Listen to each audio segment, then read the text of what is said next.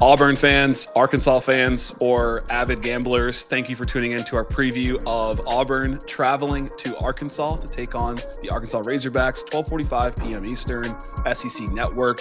Big game for both of these teams. Both these teams maybe not necessarily expecting to be where they are to this point, or maybe they were.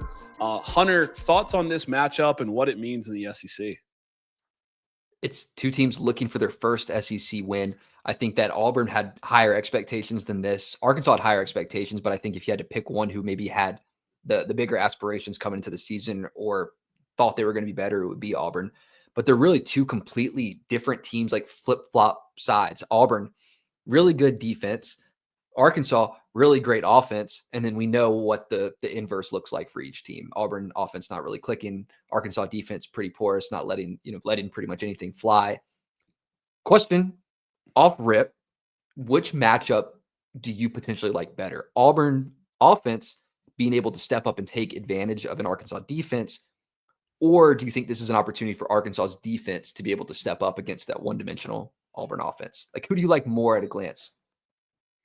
I mean, I think I definitely like Arkansas's offense more against this defense than Arkansas's defense against this offense. Arkansas's defense reminds me of the Memphis game where I thought that the Memphis team was able to run all over them. They weren't that great passing. And if Memphis can run all over them, I think that Auburn can run all over them as well, potentially. But the Arkansas offense versus this defense, I think about last game with Arkansas playing Texas A&M, their defense looked improved. They took him down to the wire, and I mean, Taylor Green had 2 rushing touchdowns and 3 passing touchdowns. Yeah. And I saw a stat that said Arkansas right now is 11 points away from being 6-1, with that one loss being Notre Dame. But, like, they have a really good offense. Yeah. They've been able to keep up with the defense for the most part, except for the Notre Dame game. Like, Taylor Green is one of the better quarterbacks in the country.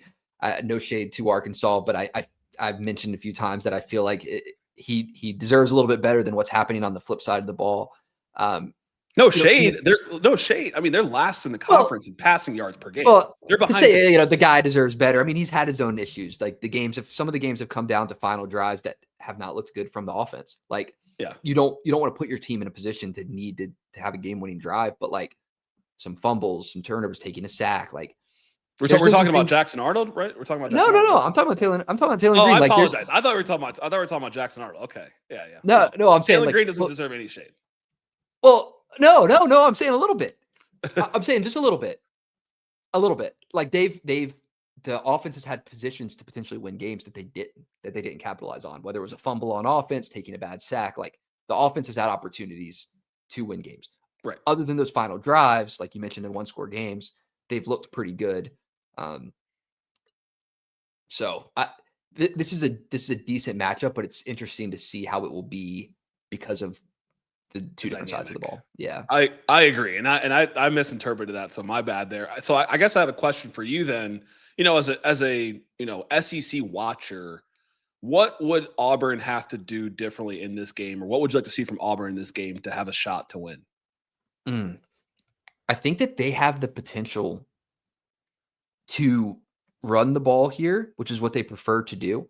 Arkansas last in rush yards allowed per game. If Auburn wants to run the ball, and that's like kind of going to be what their identity is, and they don't have the forward pass down like we've seen, they're last in pass yards per game.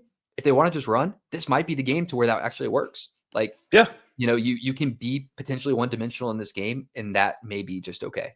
Right. It's an opportunity to potentially use Eric Singleton in some of these like jet sweeps as well, right? Kind of get the ball in the hands of your weapons.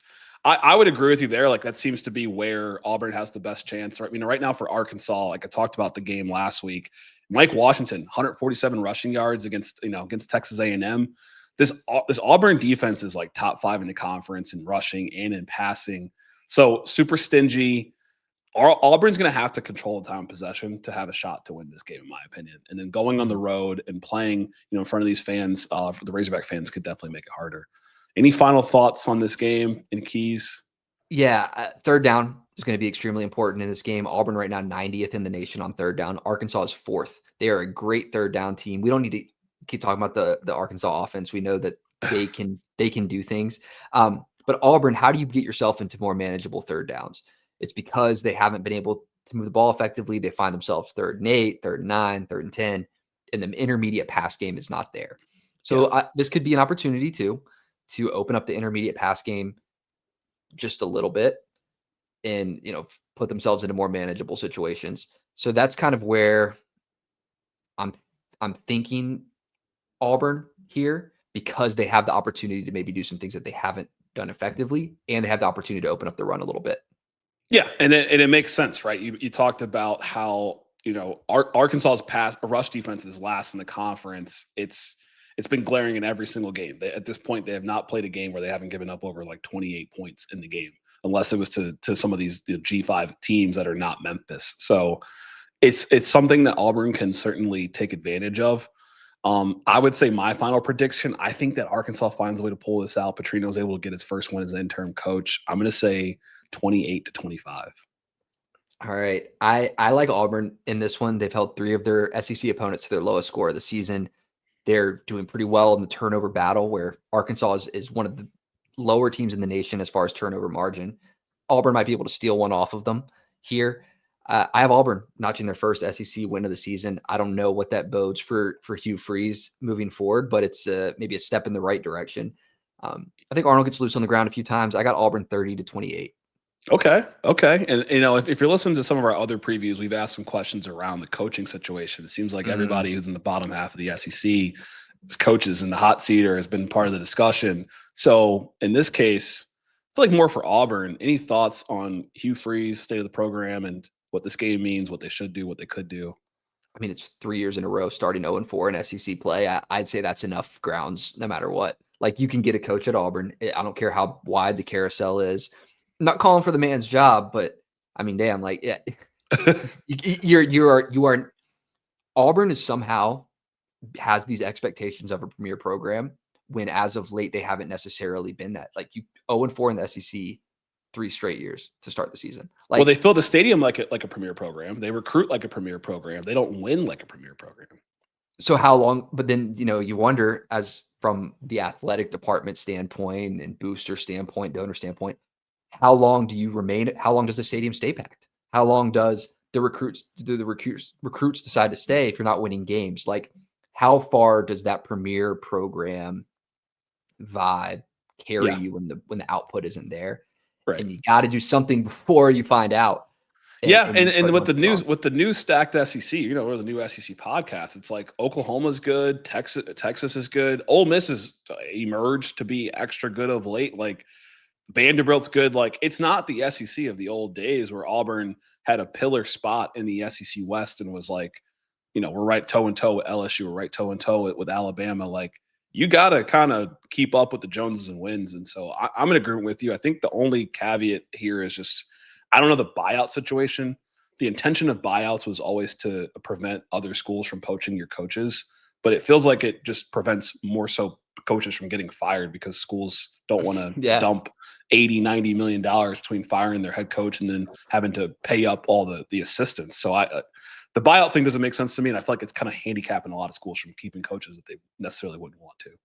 Yeah, absolutely. And like, you spend all the money on this guy, did absolutely nothing in 3 years, and now you have to spend even more money to get rid of him, to go get God knows who, because every team's looking for someone right now. In the NIL era, because of the amount of money you're spending on players, the leash is so much shorter. Like, we saw it with James Franklin. Like, he's not a bad coach up there, and just you were middle of the pack, and that's not good enough anymore. Like, with the amount of money that Penn State's spending, and Auburn, I feel like, is kind of in the same boat. I'm surprised Florida hung on as long as they did with the amount of money in and out of there.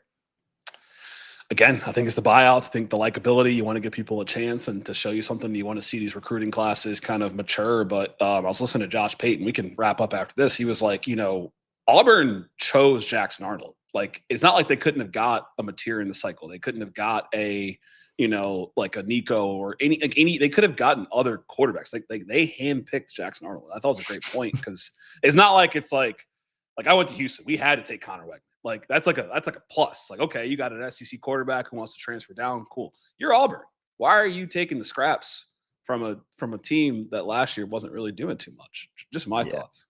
Yeah, and I thought he had a short end of the stick at Oklahoma last year, given some of the situations going on there with like health and O-line and whatever. But it seems like it's more than that. I mean, he had a great pass to Cam Coleman that got dropped. I can't put everything on Jackson Arnold's shoulders. Yeah, that's true. Cam Coleman, future Alabama receiver. Hey, I'm not going to start that here. We'll see. I've seen some comments, Missouri. I've seen some comments, other schools, and but like I said, we're neutral here, of course, but it's something to keep your eye on. I like college football's better when Auburn's good.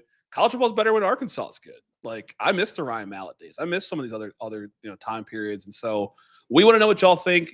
Battle it out in the comments. This game was a fun one last year when they played out in Auburn. As always, I'm Randall Jr. We got Hunter Ziesman. This is a new SEC podcast, game previews, game recaps, banter like this. We got power rankings every now and then. We have team of the week. Go ahead and hit that subscribe button. Don't waste any more time. Get tuned in. And as always, thank you for tuning in.